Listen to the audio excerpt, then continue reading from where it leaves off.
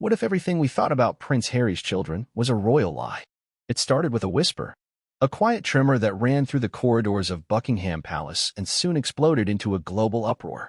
The kind of revelation that rewrites not just one family's history, but the fate of a nation, possibly an entire monarchy.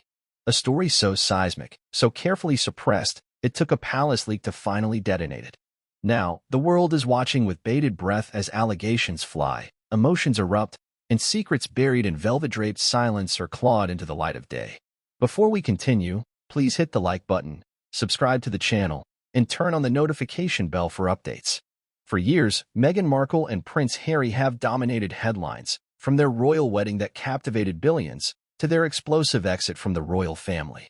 But nothing, not Oprah, not Netflix, not Spotify, could have prepared the world for this.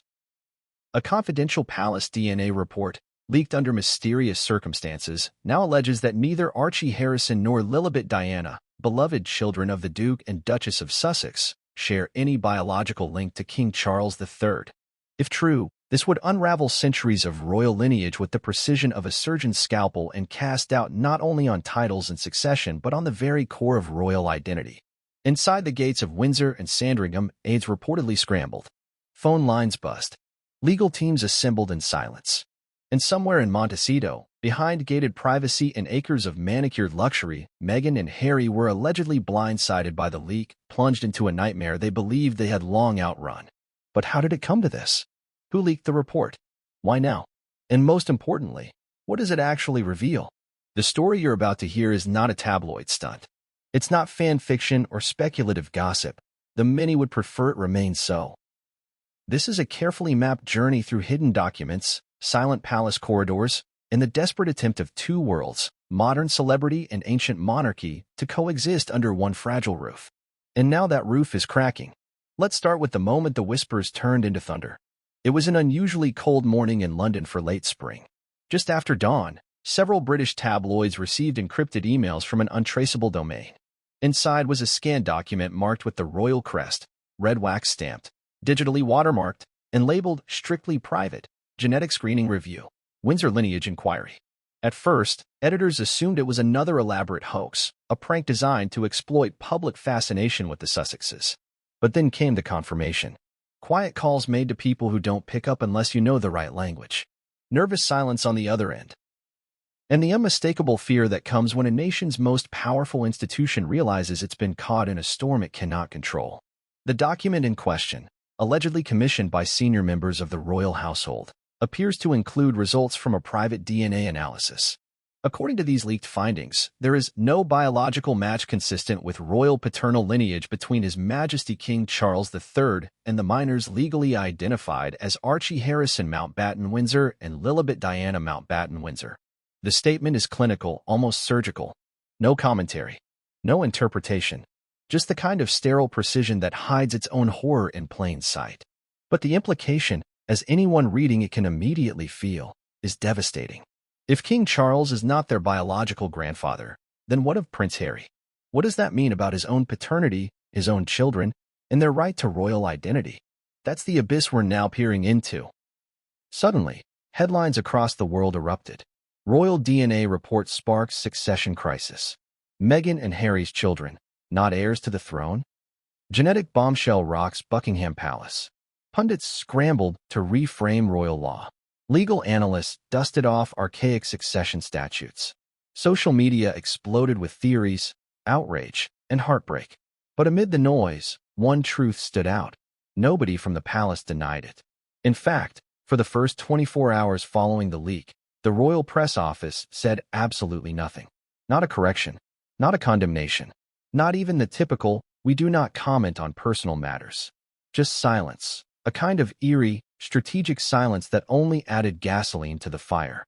Meanwhile, thousands of miles away in California, reports suggest the Sussex household descended into panic. Meghan, who has long championed privacy and control over her narrative, allegedly felt blindsided and betrayed. Multiple unverified sources claim she immediately called her legal team, demanding the source be traced and shut down. Others say Prince Harry was in emotional collapse, furious, shocked, and confused by the implications. Because if the leak is true, then someone inside the palace must have known all along. And that means someone was watching, waiting, and strategically chose this moment to strike. But what is this moment? Why now? That's the question fueling the most intense speculation. Because timing is everything in the royal world. This leak didn't happen by accident. It happened just as King Charles prepares to undergo a series of major medical treatments. Just as Prince William solidifies his public image as the future of the monarchy. Just as the Sussex brand has begun to lose traction in the US, and just as critics are revisiting Meghan's pregnancy appearances, once dismissed as conspiracy theories, now seen in a different light. Could this be revenge from inside the palace? A power play to permanently delegitimize the Sussexes and ensure their children never receive titles or inheritances? Or is this simply a desperate cry for truth from someone who knows more than they were ever allowed to say? We don't know the full answer yet. But what we do know is this: nothing will ever be the same again. Not for the monarchy, not for Harry and Meghan, and certainly not for the children at the center of this storm, two young souls who, regardless of origin, are now trapped in a public firestorm their parents may not be able to control. This is not just about science. It's about legacy, about trust, about whether a family founded on divine right and bloodline can survive in a world where DNA doesn't lie. This isn't just a scandal, it's a reckoning. And the deeper you go, the darker it gets. In the next segment, we will break down the leak itself, how it was delivered, what it contained in detail, and why so many believe it came from the very heart of the palace. It was just after 4 a.m. London time when the first encrypted packet of data arrived in the inbox of a mid-level editor at a British tabloid. At first glance, it looked like spam, a digital Trojan horse bearing the hallmarks of internet hoaxes. Misspellings, strange formatting, an anonymous email address created just hours before. But one thing stood out: the royal crest. Not a grainy, poorly photocopied version, but a high-resolution insignia, the real thing, with digital watermarking, timestamps embedded in the PDF metadata, and what appeared to be the internal classification code of the Royal Archives. Something only an insider would know. Within 20 minutes, 6 other newsrooms across the UK received nearly identical messages. By 6 a.m., the phones at Buckingham Palace's press office were ringing off the hook. Calls weren't just coming from the press. They were coming from MPs, defense contractors, foreign embassies, and international media conglomerates. Everyone wanted to know the same thing. Was the report real? But the palace didn't answer. Not at first. As the sun rose over London, a kind of anxious electricity settled over the capital. Royal watchers, journalists, legal analysts, and even former palace insiders were waking up to the same shocking claim. A leaked DNA report had landed, allegedly proving that neither of Prince Harry's children shared genetic ties with King Charles III. This was not just tabloid fodder. This was a constitutional emergency disguised as a scandal. The document itself, marked confidential, eyes only, was just under 10 pages.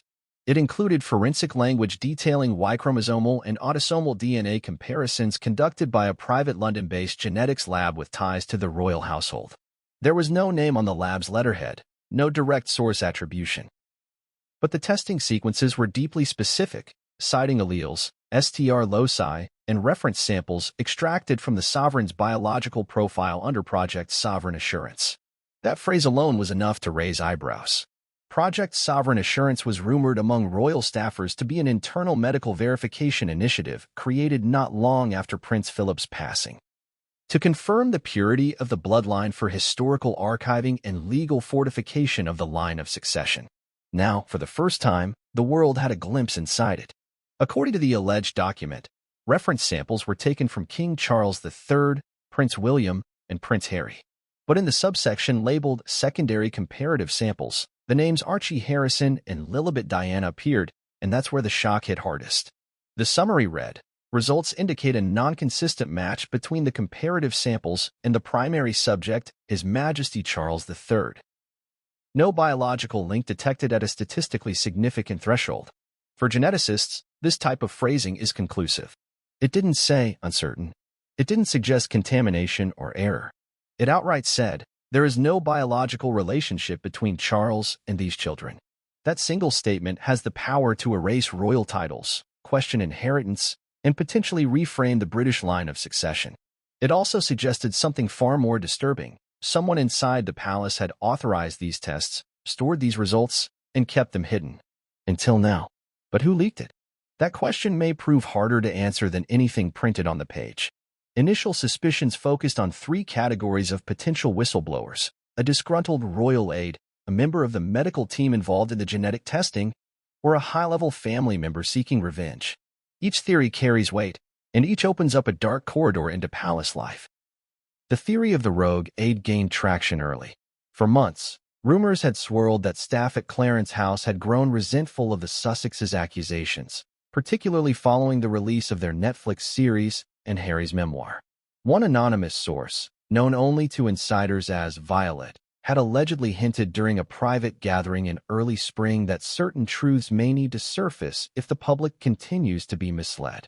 Whether this was prophetic or coincidental, no one can say for sure. But Violet was known to have had access to archived royal communications, including internal medical memos.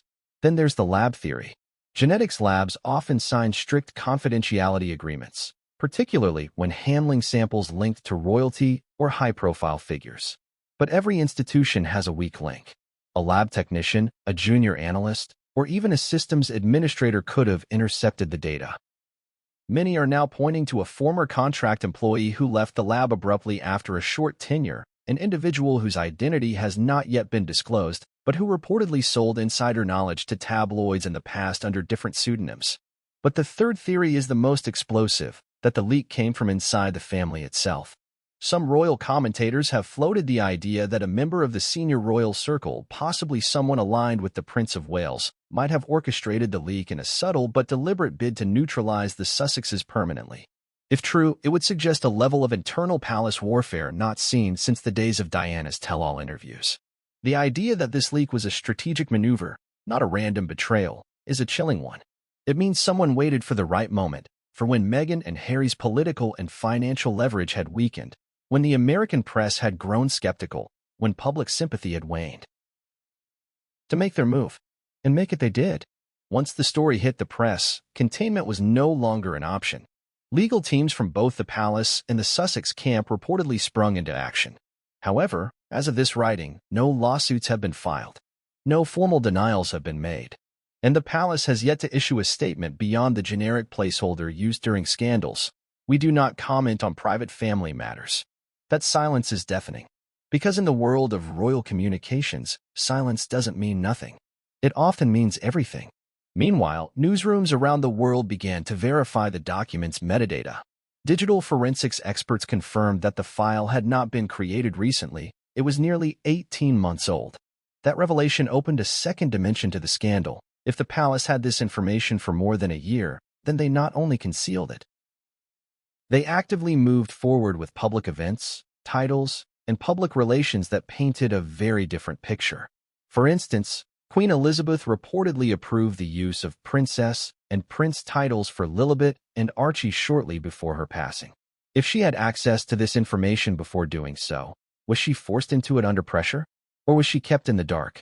Another detail from the metadata. The original PDF was generated on a secure machine located in St. James's Palace, a location housing the private offices of senior royal advisors, including those with access to both communications and medical archives. This eliminates many external suspects and adds credence to the theory that someone very close to the royal family was involved. There is also growing chatter that the leak was timed to coincide with King Charles's planned absence due to his upcoming treatment regimen. With the monarch temporarily unavailable for comment, responsibility for crisis management would fall to others, most notably Prince William and senior courtiers loyal to him. It's a scenario that raises as many questions as it answers. Could the future King of England be using the scandal to reinforce his own legitimacy by contrast? Could someone within his camp have decided that severing all ties to Harry's children would permanently solve the Sussex problem? Or is this a carefully orchestrated effort to shift public opinion before constitutional reforms around royal succession? Whatever the motive, the impact was immediate and global. Within 48 hours of the leak, American morning shows were dedicating entire segments to the scandal. In France, Germany, Canada, and even Australia, former strongholds of royal sympathy, news tickers ran with headlines questioning the entire royal bloodline. And in the UK, every newsstand was filled with conflicting covers.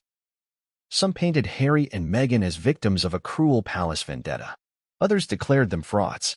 Public trust in both camps began to erode. But one reaction was most telling of all: the faces of the royal family in public.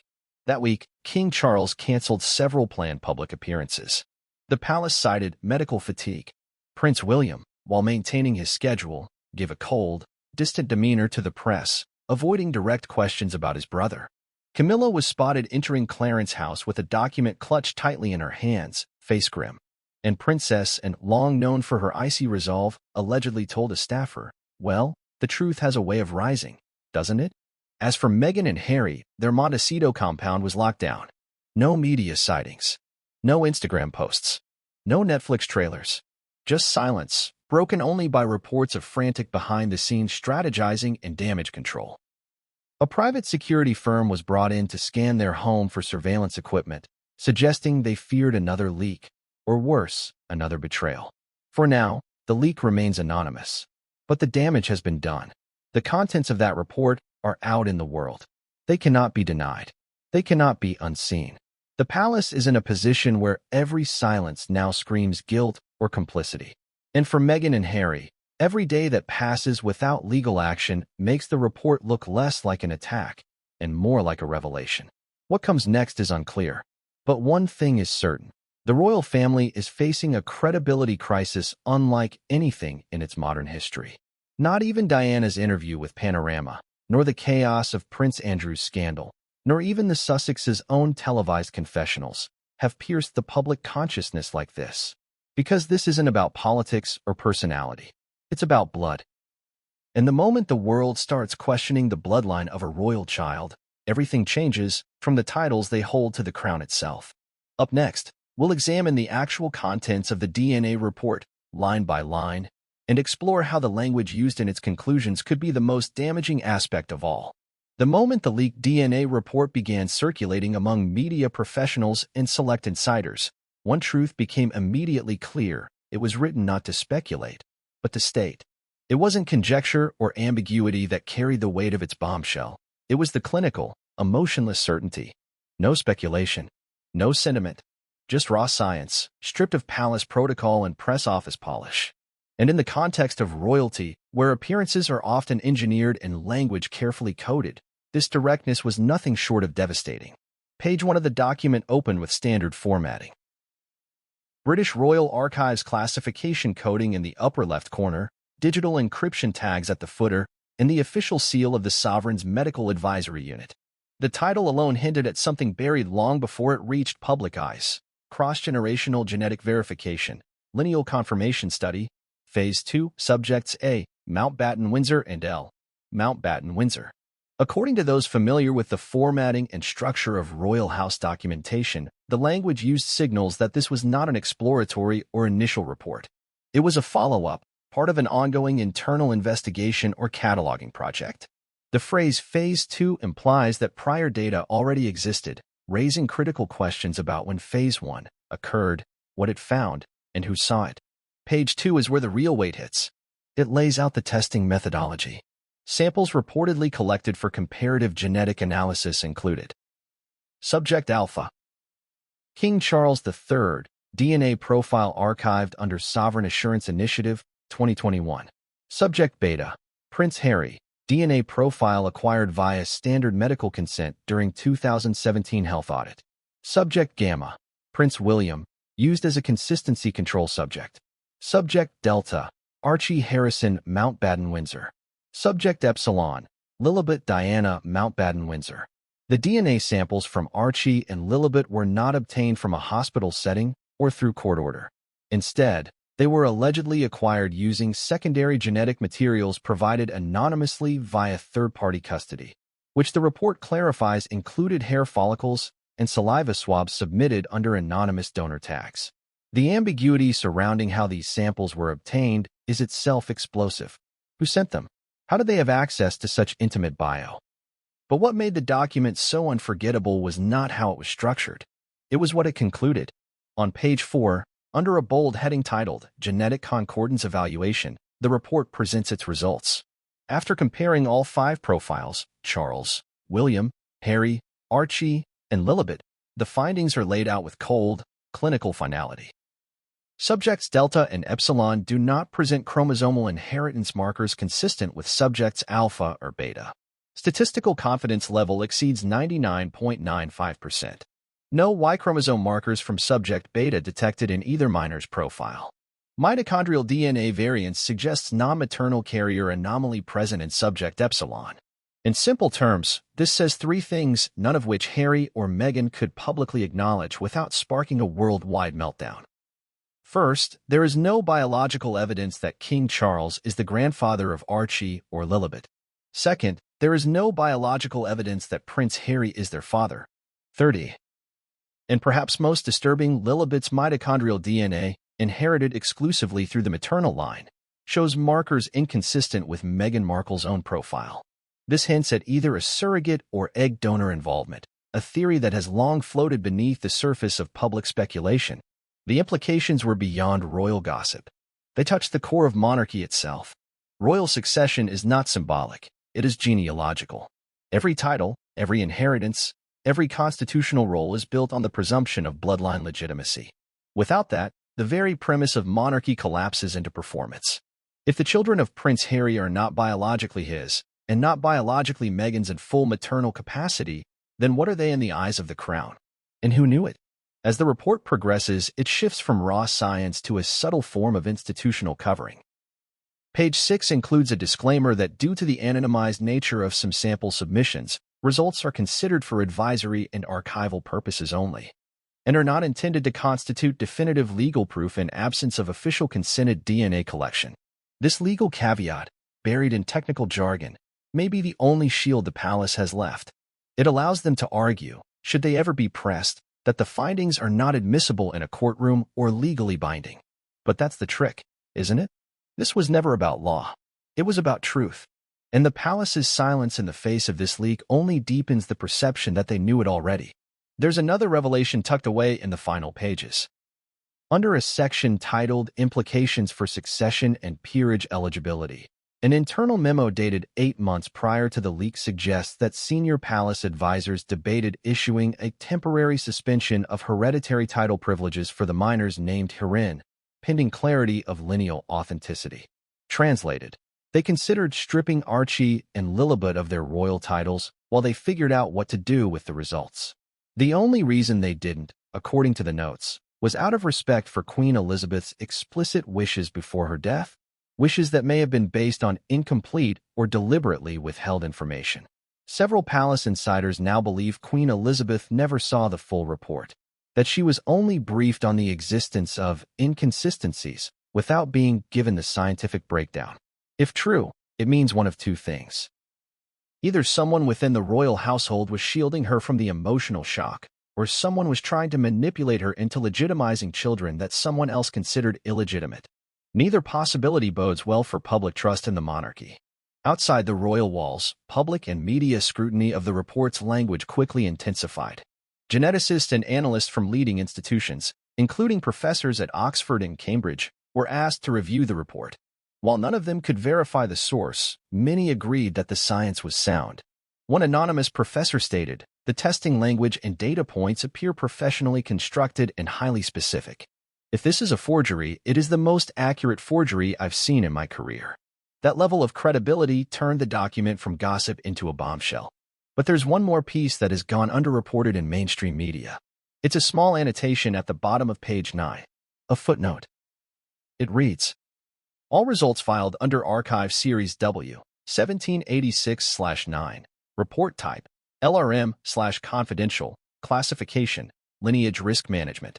Lineage risk management. The phrase suggests this kind of inquiry may not be new, that this report is just one in a string of genetic audits conducted behind the scenes to manage threats to the crown's bloodline authenticity. Which begs a chilling question, how many other such reports exist?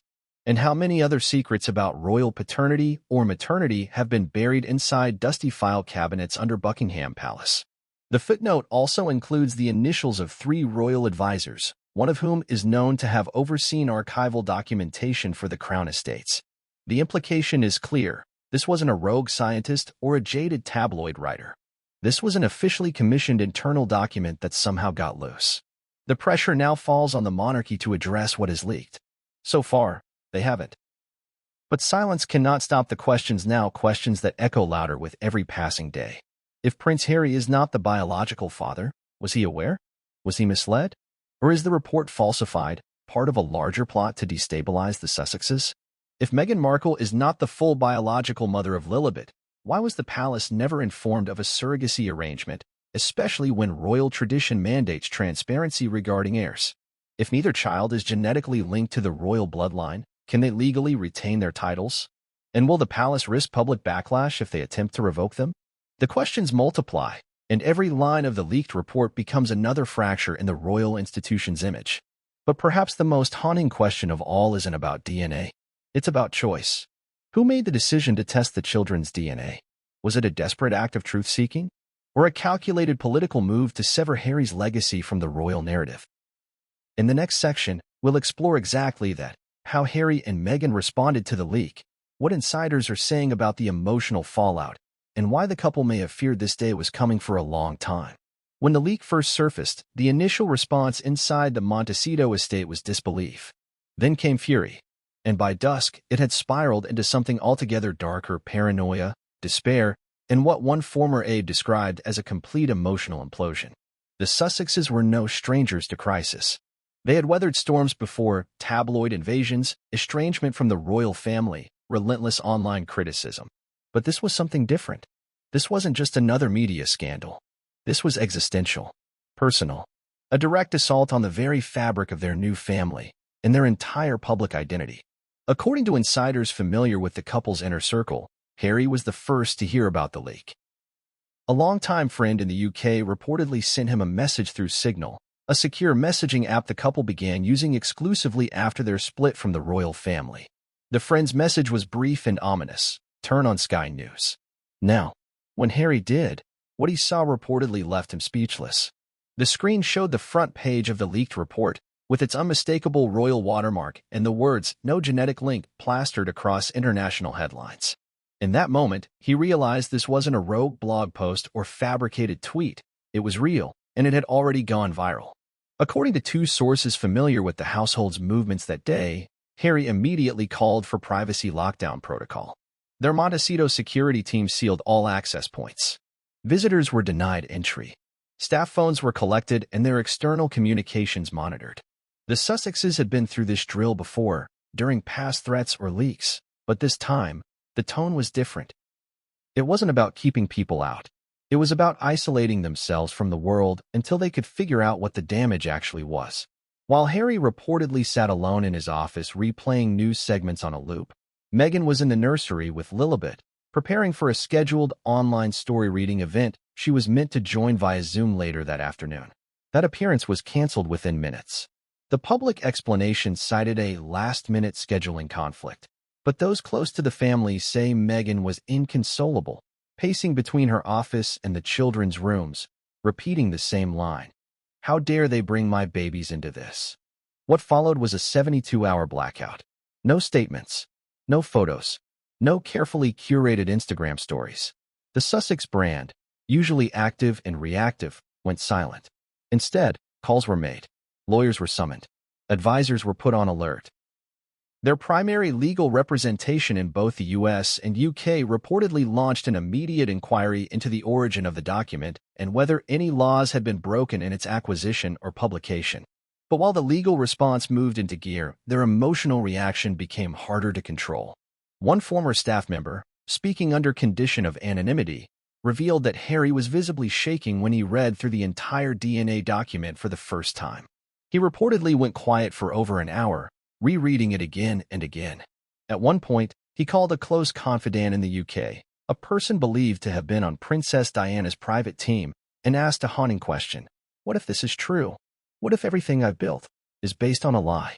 The confidant's reply has not been made public, but it was said to have been sobering, even brutal.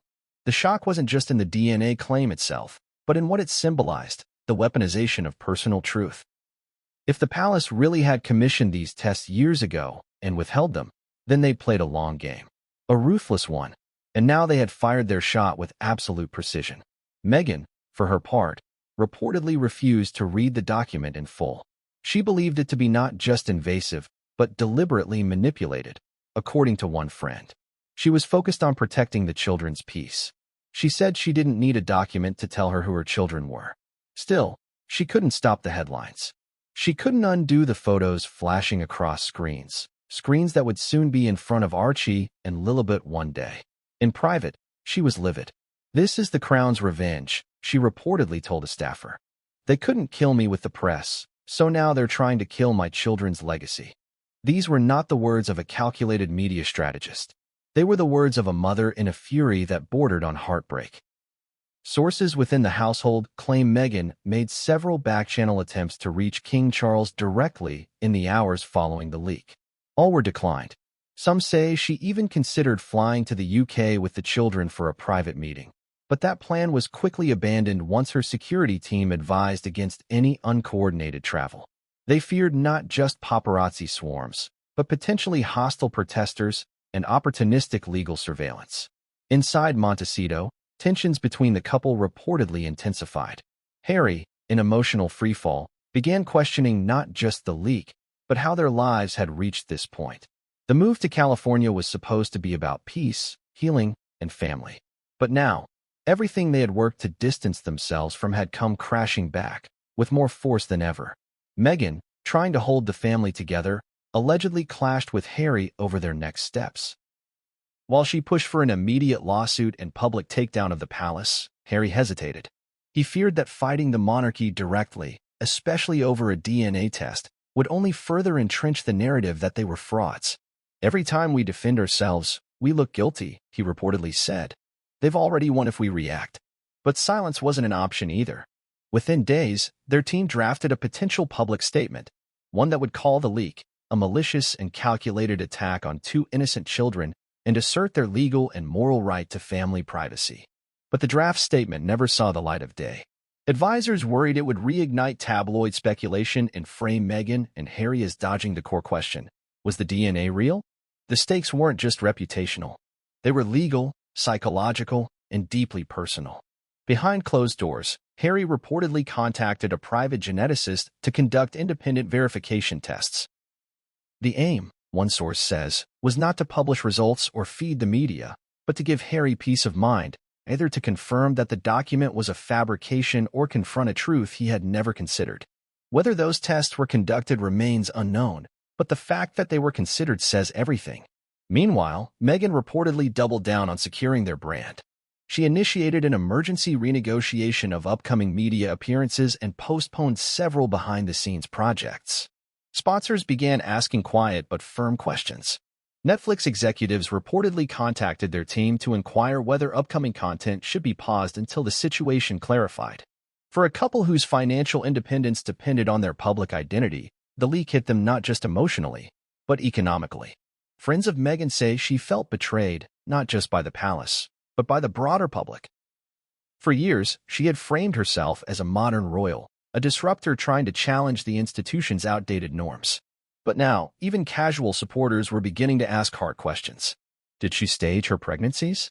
Were Archie and Lilibet born via surrogacy? And if so, why the secrecy? For Harry, the betrayal ran deeper.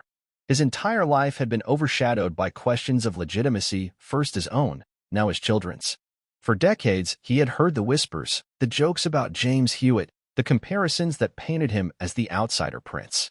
And now, just as he had started building a family of his own, those questions had come roaring back. Only this time, they weren't about him. They were about his children. This emotional overload reportedly pushed Harry into isolation.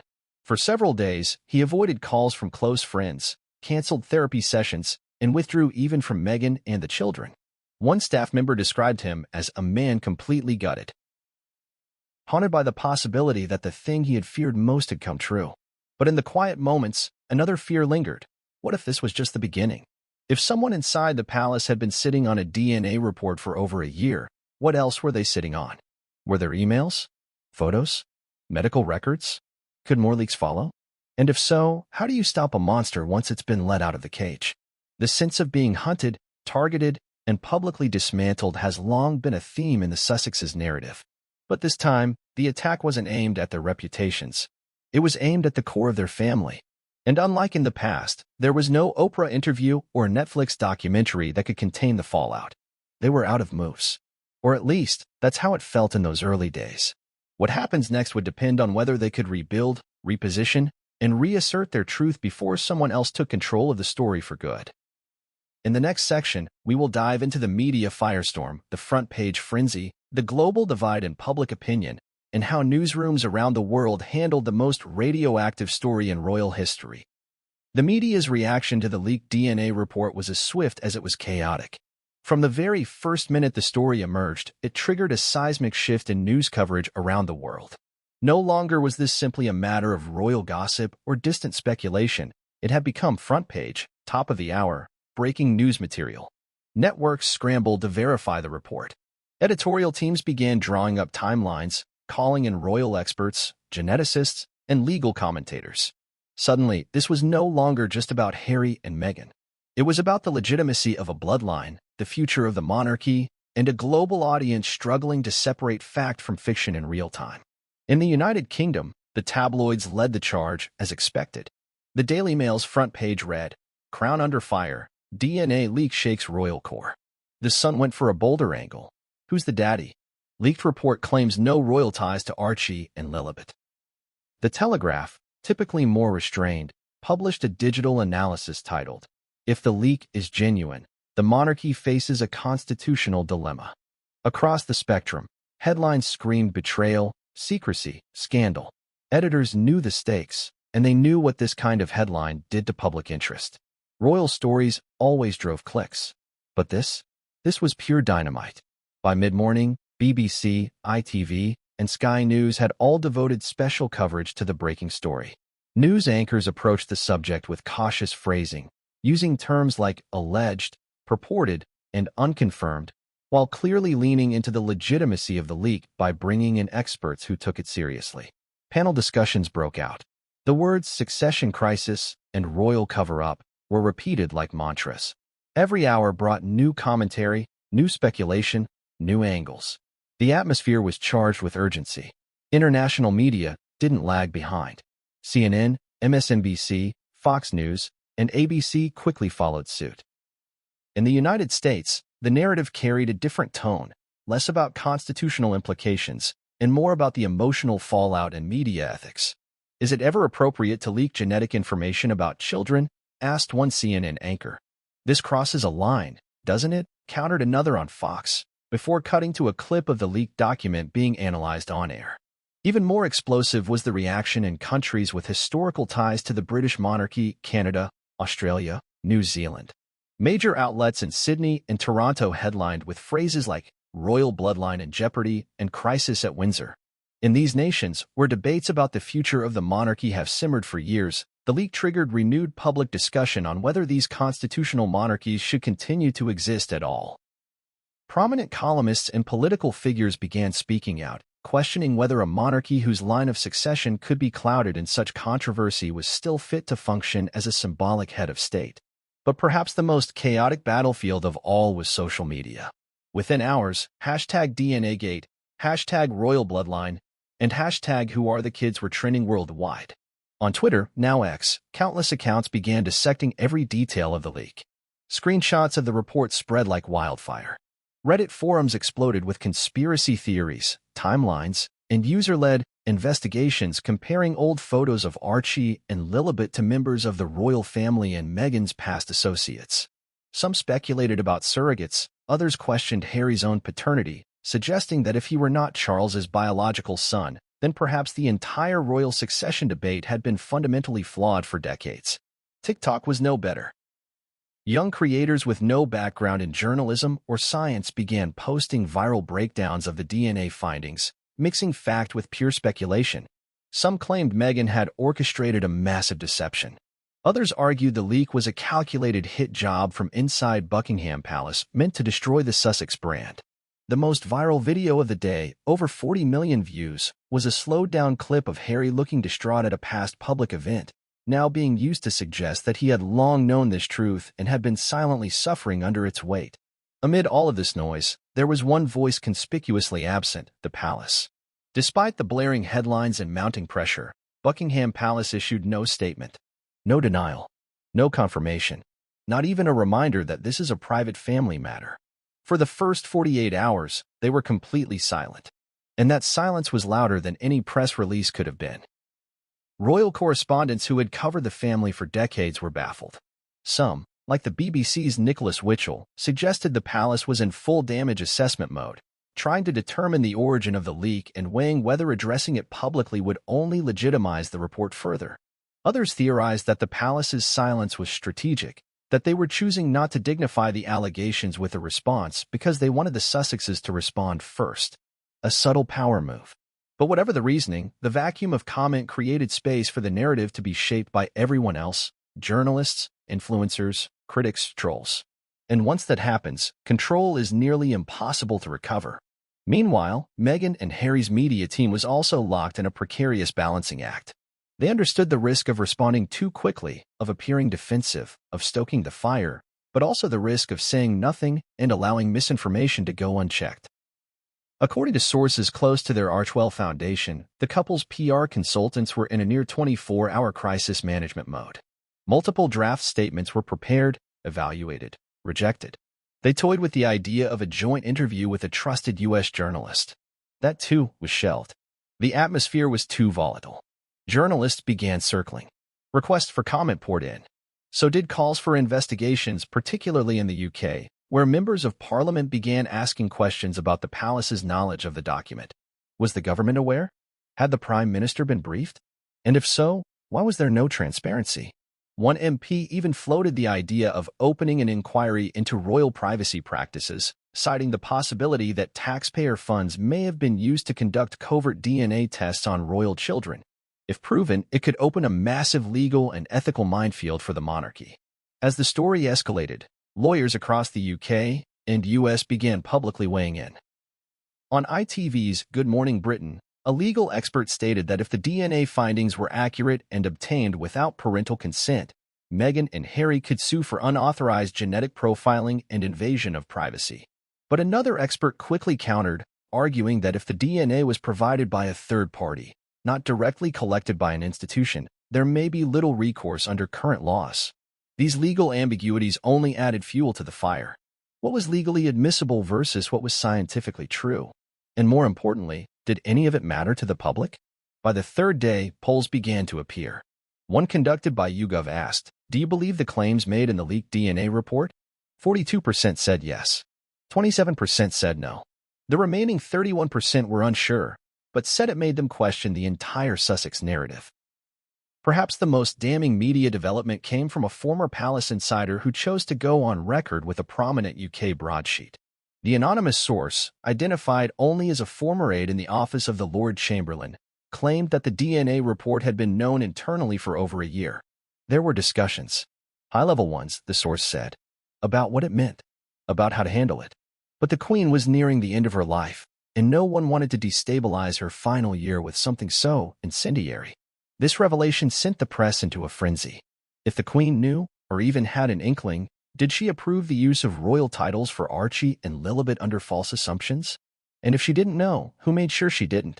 As media coverage intensified, institutions began to buckle under pressure. Fact-checking organizations were brought in to assess the DNA document's authenticity. Some outlets retracted initial statements, rewording their headlines to include allegedly more prominently. Others doubled down, citing the lack of denial from any official palace source as implicit confirmation. On the fifth day, Buckingham Palace finally made a move. It wasn't a press conference. It wasn't even a full statement. It was a line buried at the bottom of a press release about an unrelated royal engagement. "We do not comment on matters of private medical history." That was it. 10 words. But they carried the weight of centuries of palace media strategy: deny nothing, admit nothing, and let time swallow the story. But this story refused to be swallowed. It kept evolving. News programs in the United States began hosting roundtables with psychologists and trauma experts to discuss the mental health impact on children raised in such a scandal. Across Europe, royal commentators clashed on live television, some defending the palace, others calling it an act of moral cowardice. In African and Caribbean nations, commentators questioned the colonial remnants of royal authority. "This isn't just about blood," one Trinidadian journalist said. "It's about power. Who gets to be seen as legitimate, and who doesn't?" The media had done what media always does. It fragmented the narrative, pulled it in 1,000 directions, and left the public to sort through the rubble. But in this case, the core issue remained unshaken. A royal document with staggering implications had been leaked, and both the palace and the Sussexes were standing on opposite sides of a truth neither could fully control. In the next section, we'll examine how the royal family itself responded to the crisis, not through press releases, but through their body language, their schedules, their carefully orchestrated appearances, and what it all suggests about the internal war being fought behind the palace walls. Inside Buckingham Palace, behind centuries-old doors and ceremonial walls, the atmosphere shifted the moment the DNA report leaked. The gravity of the revelation wasn't just about science. It was about perception, legacy, and how the monarchy, so rooted in bloodline and tradition, would now carry the weight of a potential fraud exposed under global scrutiny.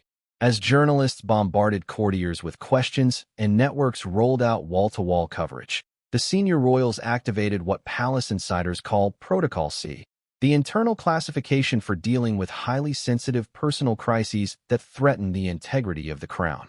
Protocol C is rarely invoked. It's reserved for moments so dangerous to the monarchy's image that even a single misstep could shatter decades of constructed dignity. Historically, it was used during the fallout of Princess Diana's BBC Panorama interview in 1995 and again when Prince Andrew's ties to Jeffrey Epstein reached critical mass. Now, for the third time in living memory, it was deployed in direct response to something not done by a member of the public, but rather from inside the walls of the institution itself. A leak of a document that struck at the most sacred foundation of monarchy, blood legitimacy. For the first 72 hours following the leak, there was no official word from the palace. But silence doesn't mean inactivity. In fact, palace activity was frantic. Crisis meetings were called across Clarence House, Sandringham, and Windsor. Communications directors, legal advisors, and senior family members were summoned. Every public appearance by a royal figure was either cancelled or meticulously revised to avoid questions. An appearance by Prince Edward at a veterans gala was abruptly withdrawn without explanation. Princess Anne's scheduled speech at an agricultural summit was delayed. And King Charles, whose medical treatment was publicly known but previously described as manageable, was now reportedly advised to rest in complete seclusion. Sources inside the palace say that the king was furious, not just about the leak itself, but about the implications. This isn't just about the children, one insider reportedly said. This is about the crown, about the entire structure of what makes a monarch legitimate in the eyes of the people. For Charles, who waited more than 70 years to ascend to the throne, the idea that his son's children might not be of his blood, and that this truth might have been hidden or manipulated, was a blow deeper than any media headline could convey. But if Charles was angry, Prince William was focused. Unlike his father, William didn't retreat. He doubled down on visibility, continuing his engagements with even more calculated presence. Within days of the leak, he was photographed outside a children's hospital in Liverpool, shaking hands, smiling softly, keeping to his schedule. But eagle-eyed observers noted a change: more security, fewer words, no interactions with the press. His expressions were controlled, nearly expressionless. Not cold, but removed. Analysts began interpreting his public demeanor not as apathy, but strategic detachment. He was not allowing himself to be pulled into the scandal. Not by his brother. Not by the media. Not even by public pressure. Behind the scenes, however, reports suggest William was far from silent. A private source close to Kensington Palace revealed that William allegedly chaired an internal meeting with senior aides, discussing how to safeguard the line of succession in the wake of the DNA scandal. He wants nothing that jeopardizes George's path, the source said. Everything else is secondary. Camilla, Queen Consort, reportedly took a harder line. Always protective of Charles, and long viewed by many as the firmest voice in the family's private chambers, she was allegedly livid. "She's done playing nice," a family associate noted. Camilla is said to have pushed for a public acknowledgement that the children's titles were provisional pending formal recognition by the crown.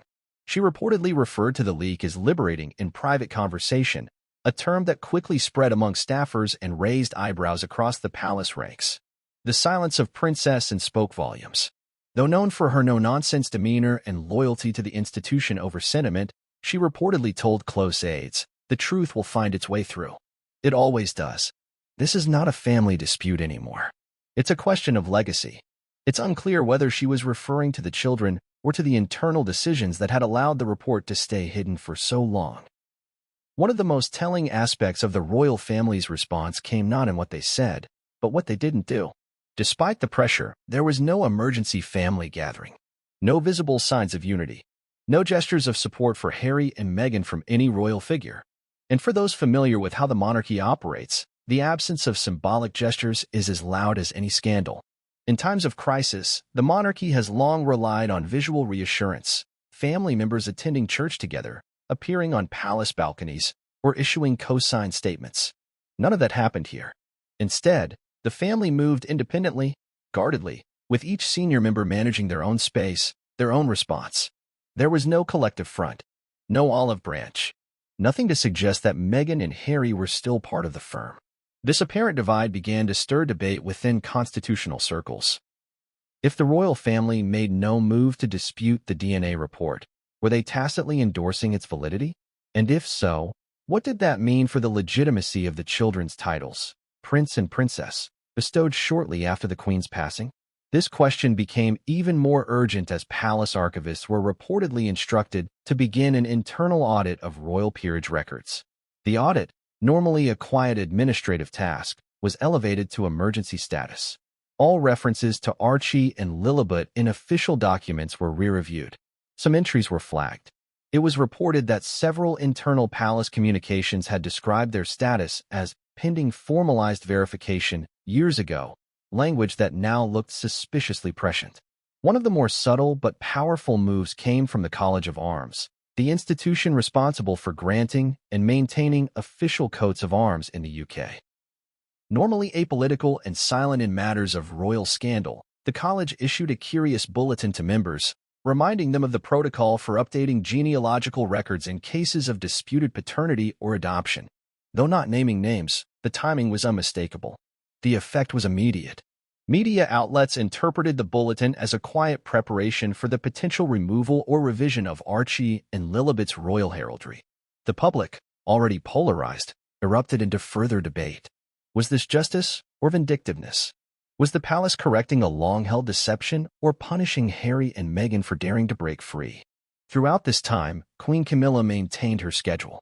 She was seen at charity events, church services, and private luncheons. Yet in every photo, her expression was taut, her words few. One moment caught on camera sparked online uproar when she was overheard telling a reporter who asked about the children, "Let the chips fall where they may." Whether it was a dismissal or defiance, it only further inflamed the discussion. The institution, faced with its most volatile scandal since the death of Princess Diana, had adopted a strategic posture of selective inertia. They were not attacking, not defending, but waiting. Waiting to see if Harry and Meghan would respond. Waiting to see if public interest would cool. Waiting for the next move to be made by someone else. This strategic posture caused unrest within even the staunchest monarchist circles. Former press secretaries, retired courtiers, and royal historians began calling for clarity. The monarchy cannot survive without public trust, one former royal advisor said in an op-ed. And that trust cannot be sustained if its bloodline is in doubt and its leaders say nothing. Still, inside the palace, legal counsel prevailed. Any direct acknowledgement of the DNA leak, whether to confirm or deny, would be considered an invitation for litigation. The moment they acknowledged the document, it would shift from gossip to official fact. And so, they stayed silent. Yet silence, in the digital age, is rarely interpreted as neutrality. The public perception continued to shift. Polls showed dwindling trust in both the Sussexes and the broader royal family. For some, the scandal confirmed suspicions long held. For others, it looked like the institution was playing dirty, leveraging secrets as weapons against a couple who had already chosen to walk away. And through it all, the faces of Archie and Lilibet, two small children who had no say in any of this, became the center of a whirlwind far beyond their understanding.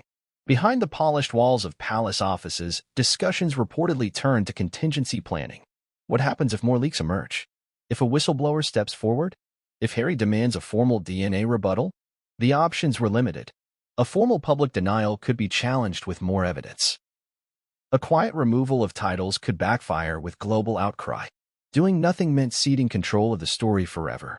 And yet, as of this writing, no member of the royal family has publicly addressed the DNA report. No formal changes have been made to the status of Archie and Lilibet.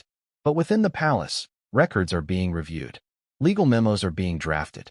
And at the very top, King Charles is reportedly wrestling with a decision that could define his reign: how to preserve the monarchy's sacred image when the very foundation of that image is now under question.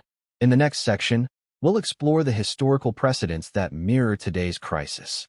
From secret heirs to disputed bloodlines, the royal family has a long, tangled past with scandals of lineage. And as we'll see, the past may hold more answers than anyone expects. Scandal is not new to royalty. Neither are whispered rumors about children, illegitimacy, and hidden truths concealed behind gilded portraits and opulent ceremony. Long before the modern press, social media, or DNA tests existed, royal houses across Europe, including Britain, have dealt with, and in some cases, deliberately buried questions of lineage. To understand the magnitude of the crisis now facing Prince Harry, Meghan Markle, and the wider royal family, one must look back. Because in more ways than one, history is repeating itself. One of the most prominent, and perhaps most infamous, examples of concealed royal paternity in British history revolves around King Edward IV, who ruled England from 1461 to 1483.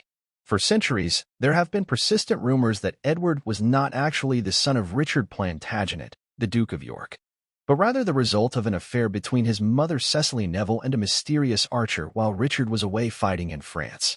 Contemporary accounts noted Edward's unusually tall stature and fair complexion, both of which were considered uncharacteristic of the York family.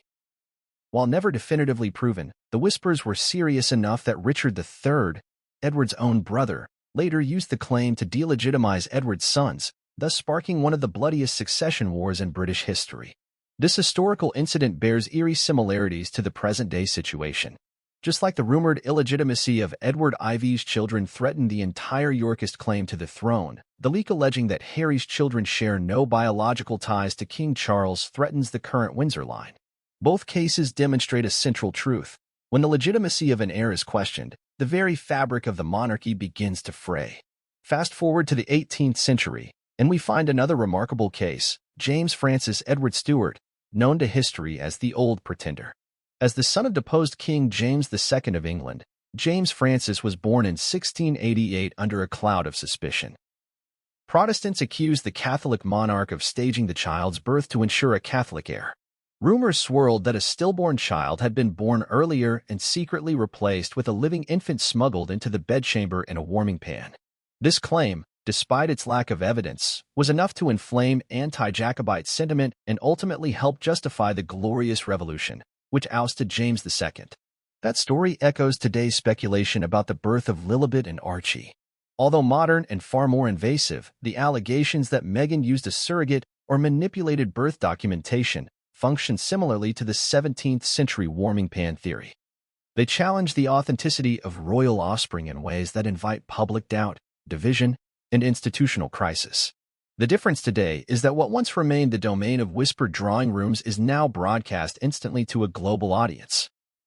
Then there is the case of Prince Albert Victor, Duke of Clarence and Avondale, the eldest son of Edward VII and second in line to the British throne in the late 1800s. His life was dogged by scandal and suspicion. Some conspiracy theorists have even tried linking him to the infamous Jack the Ripper killings, although no evidence supports the claim. What is known is that Albert Victor was widely rumored to be mentally unfit for kingship, and some sources hinted that he may have fathered illegitimate children. His unexpected death at the age of 28 removed a potential succession headache for the monarchy, but the rumors persisted long after his passing. They served as a stark reminder that royal bloodlines are often clouded by secrets the public only senses, never fully sees. Modern examples exist as well. One of the most controversial royal speculations in the 20th century involved King Albert II of Belgium, who for decades denied paternity of Delphine Boll, an artist who claimed to be his daughter. After a long legal battle and DNA testing, it was proven in 2020 that Albert was indeed her biological father, forcing the monarchy to publicly acknowledge her status. While Belgium's monarchy is symbolic and lacks real political power, The case caused a sensation, further proving that even symbolic institutions struggle to survive the fallout of buried family truths. In Spain, King Juan Carlos faced multiple allegations of fathering illegitimate children during his reign. Though most of these claims were quietly settled or faded without DNA confirmation, the cloud they cast ultimately contributed to Juan Carlos's abdication in favor of his son Felipe VI.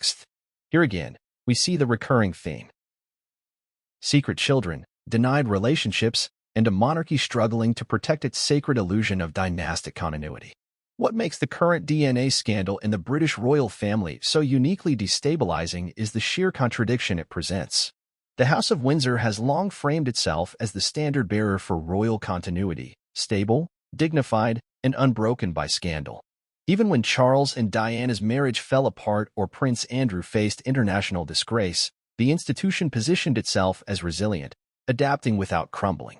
But now, this is not about misbehavior or bad judgment. It's about whether two royal children should have been considered royal at all. The monarchy can tolerate scandal.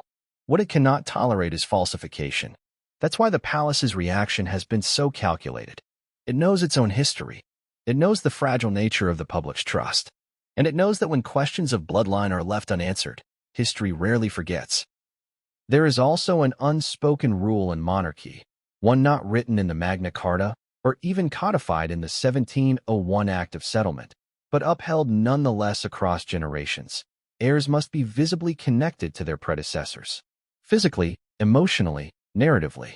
A child who does not resemble their royal relatives, especially when born under unconventional circumstances, is vulnerable to public skepticism. With modern DNA technology, these questions are no longer just whispered. They're scientifically tested and digitally disseminated. But even long before genetic science, there were methods of managing these anxieties. In the 19th century, royal births were public affairs, literally.